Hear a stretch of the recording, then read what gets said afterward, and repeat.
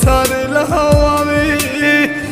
আমার কাছে তুই যে ছিলি সবার চেয়ে দামি।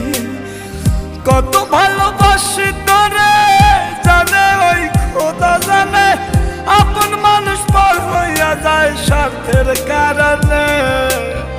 কলিজার পাখি রে মেলো দুই আখি রে, কতবার শয়রে জ্বালায় পরাণে।